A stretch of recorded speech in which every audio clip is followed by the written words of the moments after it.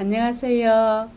오늘은 1대1 양육 8번째 주제로 시험에 대해서 공부하겠습니다.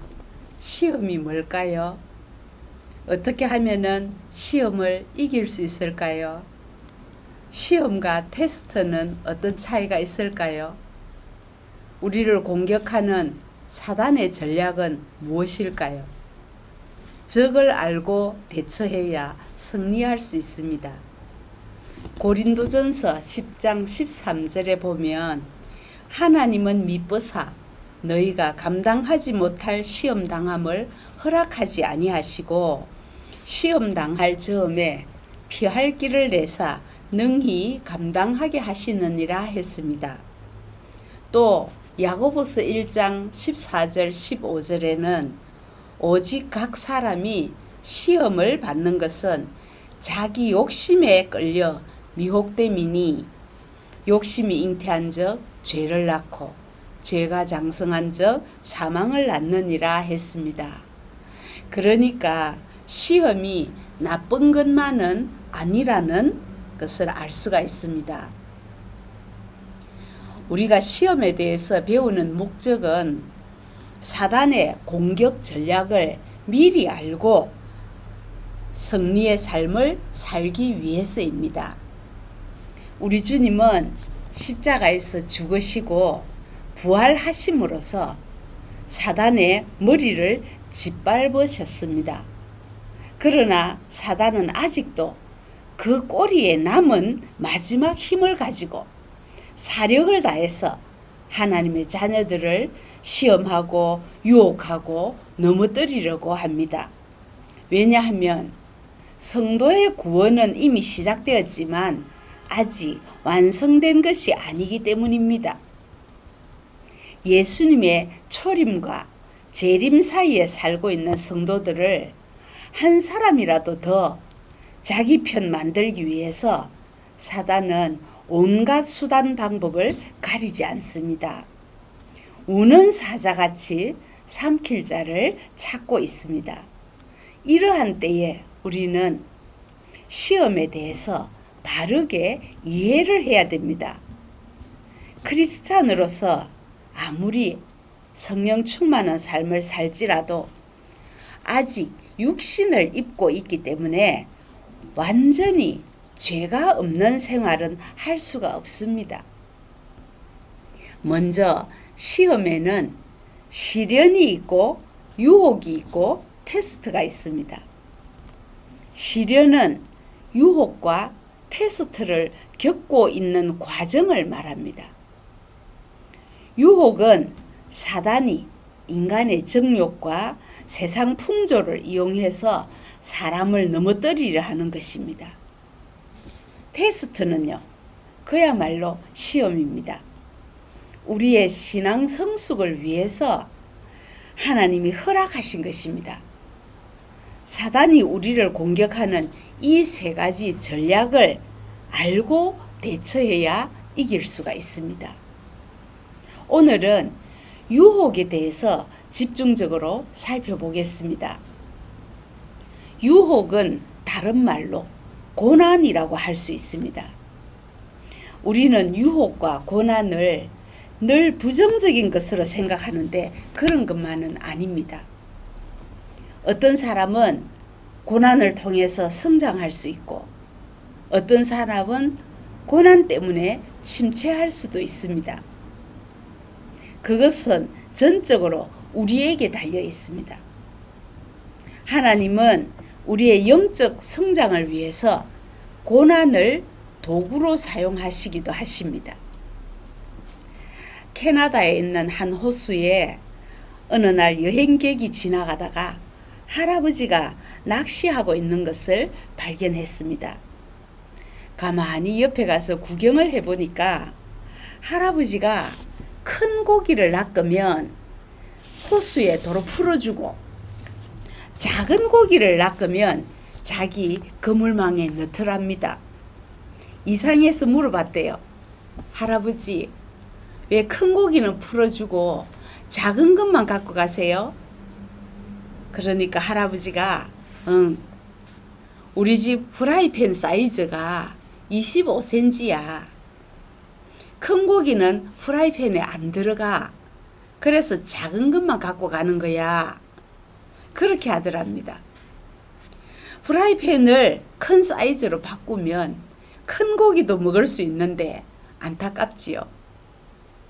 신명기 13장 3절에 보면 하나님은 우리가 위선으로 포장하고 있는 것들을 내 믿음의 그릇대로 허락되어진 고난을 통해서 흔들기도 하시고 내 속의 상태를 드러내서 주님 앞에 좀 더 솔직한 모습으로 나오게 하신다고 합니다.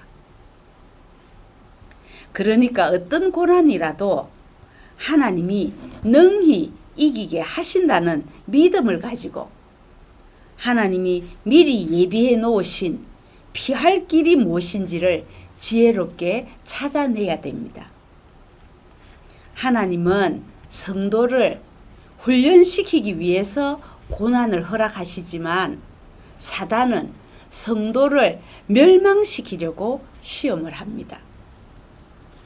그렇다면 시험을 당할 때 우리가 할 수 있는 일은 무엇일까요? 그냥 하나님이 해결해 주시도록 기다리고만 있을까요? 빌립보서 4장 6절 7절에는 기도하라고 하십니다. 또 시편 119편 9절에는 하나님의 말씀으로 자신을 통제하라고 합니다. 요한일서 5장 4절 5절에는 믿음으로 무장하라고 합니다. 또 야고보서 4장 7절에는 하나님께 순복하고 마귀를 대적하라고 합니다. 혹시라도 지금 시험 당하고 있습니까? 무엇에 대한 시험입니까? 가족 문제입니까? 경제 문제입니까?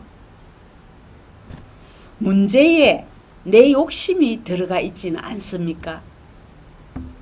사단은 영적인 전투에 직접 참여하기도 하지만 자기가 이용할 수 있는 모든 것을 동원해서 우리를 공격하기 때문에 어떤 문제이든지 내 욕심이 들어가면 점점 더 깊은 수렁으로 빠져듭니다.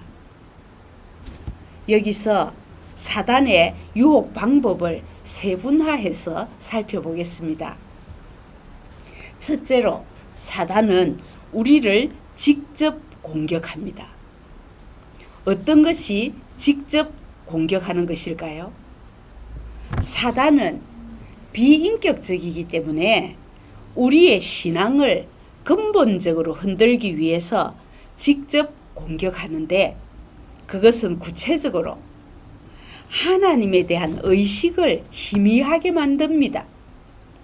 하나님과의 관계를 의심하게 만들고 하나님의 말씀에 대해서도 부정하게 합니다. 절대로 사탄의 존재를 얕잡아 보면 안 됩니다. 사탄의 존재를 먼저 인정해야 됩니다. 그리고 그 사탄을 대적해야 됩니다. 가장 좋은 방법은 예수님이 사탄을 대적했던 방법입니다.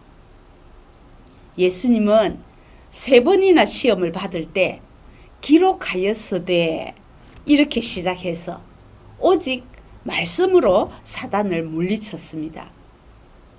우리도 하나님의 말씀을 사용해서 성령의 검으로 마귀를 대적할 수 있습니다. 둘째로 사단은 세상을 통해서 우리를 공격합니다. 여기서 말하는 세상은 하나님과 원수된 세상을 말하고 사회, 문화, 가치 체계들로 구성된 세상입니다. 어쩌면 사람들이 보기에는 별로 문제될 것이 없어 보이는데 영적인 면에서 크게 손실을 가져오는 것을 말합니다. 열심히 돈 벌어서 아파트 사는 것 뭐가 죄가 되겠습니까? 열심히 돈 벌어서 자동차 사는 것 죄가 아니지만 그것들을 하나님보다 더 사랑하면 결국 사단의 유혹에 지는 것입니다. 세상을 통한 시험이 있을 때에는 세상을 피해서 도망가기보다 자신의 경건 생활을 돌아보아야 됩니다. 셋째로, 사단은 육신의 욕구를 통해서 우리를 공격합니다. 인간의 욕구 자체는 죄가 아니지만 그 욕구를 사용할 때 부끄러움이 없어야 됩니다. 이 일이 나에게 유익한가? 오히려 이 일을 통해서 내가 욕구에 매여서 노예 상태로 빠지는 것은 아닌가? 내 욕구 때문에 다른 사람의 신앙을 무너뜨리지는 않는가? 한 번 더 생각해보고 행동에 옮기십시오. 세상을 통한 공격은 외부로부터 오는 공격이지만 욕심을 통한 공격은 내부로부터 오는 것입니다. 그렇다고 하나님이 창조하신 육신 자체에 죄악적인 요소가 있는 것은 아닙니다. 자연적인 욕구들을 잘못 사용해서 끊임없이 시험에 빠지는 것입니다. 오늘 배운 것을 요약하면 시험이 직접적으로 닥칠 때는 사단이 내 신앙을 근본적으로 공격하기 때문에 말씀으로 무장해서 이겨야 됩니다. 또 시험이 세상을 통해서 닥칠 때는 사단이 외부로부터 공격하기 때문에 도망간다고 해결되는 것이 아닙니다. 도망가기보다는 하나님에 대한 나의 사랑이 어떠한지 경건 생활을 점검하는 것이 이기는 방법입니다. 또 시험이 욕심을 통해서 닥칠 때는 사단이 내부로부터 공격하기 때문에 죄의 현장에서 피하는 것이 이기는 방법입니다. 육체의 정욕을 통해서 사단이 다윗을 공격했을 때 다윗은 실패했습니다. 바세바 사건은 다윗의 일생일대의 실수였습니다. 그렇게 훌륭한 다윗이 육체의 정욕을 이기지 못했던 것입니다. 그러나 요셉은 코람데오 신앙으로 보디발의 아내를 물리칠 수 있었습니다. 그 차이가 무엇일까요? 다윗은 머리 위에 둥지를 털려는 새가 집을 지을 때까지 두었습니다. 요셉은 아예 그 새를 쫓아버렸습니다. 게으르고 나태한 시간이 죄를 짓게 할 때가 있습니다. 시험에 들 만한 장소에 가서 죄를 범할 때가 있습니다. 악한 행위를 권하는 친구들을 떨쳐내지 못해서 죄를 지을 때도 있습니다. 피하고 멀리하는 지혜를 가지시기를 간절히 바랍니다. 기도하겠습니다. 하나님 아버지, 오늘은 시험에 대해서 배웠습니다. 주님이 십자가에서 죽으심으로 이미 사단의 머리를 짓밟으셨지만 우리의 죄성 때문에 매 순간 유혹에 넘어집니다. 그러나 감당하지 못할 시험을 허락하지 않으시는 하나님, 오히려 시험을 통해서 기도하게 되고 말씀을 찾게 하시니 감사합니다. 욕심 때문에 오는 시험인지 나의 신앙 성숙을 위한 고난인지 잘 분별할 수 있도록 지혜를 주셔서 요셉처럼 승리하게 도와주시옵소서. 예수님 이름으로 기도하옵나이다. 아멘. 감사합니다. 다음 주에 뵙겠습니다.